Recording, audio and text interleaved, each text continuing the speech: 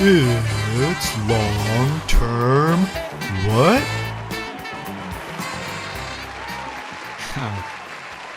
Okay, let's get started.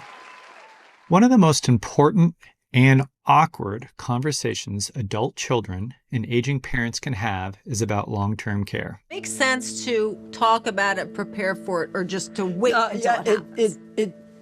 It makes sense. It makes sense if everybody on both sides of the controversy agrees that it makes sense. But if one disagrees... When you think about awkward conversations, you probably think about the birds and the bees. When parents talk to their kids about...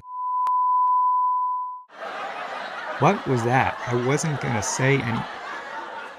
Anyway, based on the demographics of our viewers, you probably know about the birds and the bees. So there's a second awkward talk where adult kids talk to their aging parents. So it's the other way around. Maybe it should be called the reverse birds and the bees or the bees and the birds.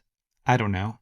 Let's ask a celebrity. Did you ever talk to your family about long-term care for yourself? But you know what it is? It's the adult birds and the bees. Aha! It's like the adult birds and the bees. Anyway, sometimes aging parents can initiate the talk, but today we'll just assume that the adult kids start it. This talk is really important. Many aging parents haven't made plans for care, or they may expect their kids to care for them, so this subject can affect the whole family. So many men and women who are in their 30s or 40s are ending up being not only parents and providers, but also caregivers to aging parents. And we haven't had the caregiving conversation as a nation that I think we so desperately need. Making sure everyone's voice is heard and setting clear expectations from the start makes planning smoother and makes sure everyone's needs are met. We'll provide a lot of tips and clips here, but you don't have to take notes. Okay, that had nothing to do with the birds and the bees. Never mind. Just click the links in the description for more resources. Okay, what do you do before the talk? First, schedule a time before care is needed, ideally when anyone in the family is over 50. If you wait until things are urgent, emotions may increase, decisions may be rushed, and there will be fewer options. Then ask for permission. Get them to buy in by phrasing the talk as a genuine opportunity to learn about their wants and needs. For example, can we schedule a time for an awkward talk? I'd like to learn about your wishes about long-term care if you ever need it. Choose a quiet, private place where you know your loved one is comfortable. Don't go to Starbucks, and face-to-face is usually best. If you have siblings, include them in the conversation if possible. And before the talk, educate yourself about long-term care and insurance options. Our website, longtermwhat.com, is a good starting point. Now it's time to set realistic goals and expectations. Be empathetic. Don't decide ahead of time or assume. Listen carefully, ask questions, and give pauses for silence so your loved ones can process their thoughts. Here's one example from the talk. Become our caregivers? Well, yeah, is that something that you would want, or what does that look like? I think we look at if we can't take care of ourselves, we don't want you and your brother having to take care of us. Go with the flow. Follow where the conversation leads to go deeper and better understand their wishes. Stay positive and add humor. While this topic can be heavy, your approach doesn't have to be. Funny how? I mean, funny like I'm a clown, I amuse you? Great movie. Use I instead of you when expressing personal feelings to avoid assumptions. For example, instead of saying, you need to make a plan now, say, when I think about the future, I worry about how I'd help you get the care you need. And emotions are common. This conversation isn't easy, and most people don't want to talk about aging. Watch this clip where emotions turn into tears during the talk.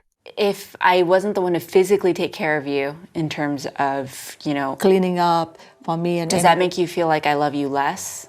No, because you see me and I can see you, we still have a good time together. We might not be able to shopping, but we're there. Oh, don't cry, Mommy. Oh. And be honest. Everyone should openly share your concerns about caregiving. Adult kids can love their parents and coordinate care without taking on full-time caregiving. During the talk, parents may push back. It's natural. To help you respond to objections, we'll do a little role play. Today, I'd like to introduce a special guest to the set, aging parent. Hello. Great. So aging parent will make objections, and I, as the adult child, will make responses. Aging parent, you start. Okay. We're healthy. That's great, but many healthy people still need long-term care. The longer you live, the more likely you'll need long-term care. We have a... What was that? Oh my gosh. Okay. Somebody in the control room thinks that they're funny, and they're not. That's the last time. I apologize. Continue. Okay. We have a medical directive, power of attorney, and a will. Great. But long-term care often begins well before the end of life and typically lasts for years. We don't want to be in a facility. Most people get long-term care at home with professional caregivers. I'm too young to worry about this. I get that, but planning early gives us more options and peace of mind. I would rather drive off a cliff than worry about long-term care. Hopefully not. I love you. And long-term care isn't about dying. It's about maintaining a good quality of life. We can't afford it. Cost is important, but starting now helps us explore options without the pressure. So thank you, aging parent. That wasn't too awkward. And now let's watch a short clip where Joe manages objections with his parents. Well, we have our medical directives. Right. So if anyone's incapacitated, they've named who's... But there's a lot of steps that happen before you get to that point too. You know, Right. like you might need like care and just like be putting on your clothes. Now it's time for the talk. Arrive prepared with key questions and points to help guide the conversation.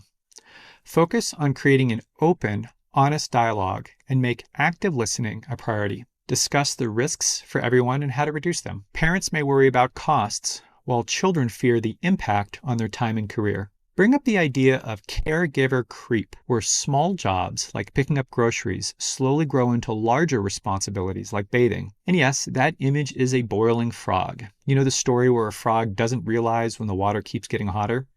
Anyway, I drew it. And nope, I did not go to art school. Most prefer care at home, but as needs change, many move to assisted living, so discuss potential options down the road.